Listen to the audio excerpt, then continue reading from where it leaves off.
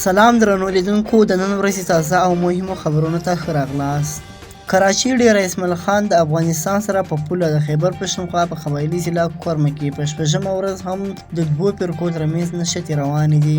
چارواکي وایي په نښتو کې د وژنو شمېر 340 ته رسېدلی ده او 180 کسان ژوبل شوي دي. ویل شوي دي د شپې درنې ډزې شوي دي، خو اوس د ورځې پکې یو څه کلاري راغلې ده. پاکستان کې د بشري حقوقو کمیشن د کورمې په شخړه ژوره اندېښنه ښودلې ده او د خیبر پښتونخوا په حکومت د شخړې هوارولو غږ کړی دی. کورمه کې په 24 جولای د بشري د مدي کلي او د ډنډر علاقې د مالخیل کلي ترمنځ د ځمکې یا جایداد په سر شخړه پیل شوې ده او هغه اوس نورو علاقو ته غځېدلې ده او ځایي خلک وایي فرقه‌ییزه بڼه یې اخیستې ده. بل خواته د بلوچستان لخوا په بلوچستان ګوادر کې لویه غونډه وکړه. دغې غونډې ته په وینا کې د یادې کمیټې مشر ډاکټر مارنګ بلوچ وویل نور د پاکستان ریاست د ظلم وخت پای ته رسېدلی ده. نور موږ د بلوڅانو د نسل وژنې او ورباندې د کېدونکي ظلمونو څخه ستړي شوي یو. نور به بلوڅان د خپلې خاورې، اوبو او ټولو وسایلو د احتسال مخه نیسي.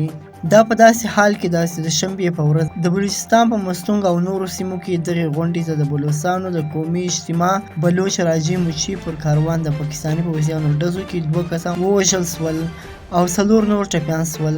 د هر ډول بندیزونو سربیره لسګونه زرګونه کسانو په غونډه کې ګډون وکړ. بل خواته د طالبانو دفاع وزیر مولوي محمد یعقوب مجاهد څو ورځې وړاندې کابل کې یوې غونډې ته وویل چې ډیر ژر به د افغانستان د فضا کنټرول هم په خپل لاس کې واخلي.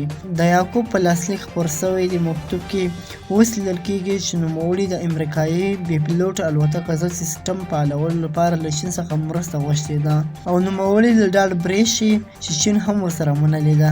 د معلوماتو مطابق چین دا مهال له طالبانو سره کار کوي. بل خواته د معلوماتو مطابق چې د کونړ د غازي آباد ولسوالۍ اوسېدونکی طالب جنګیالی محمود د کونړ په مرکز کې د هغې ښځې د کورنۍ لیور لخوا ووژل شو چې نوموړي تښتولې وه.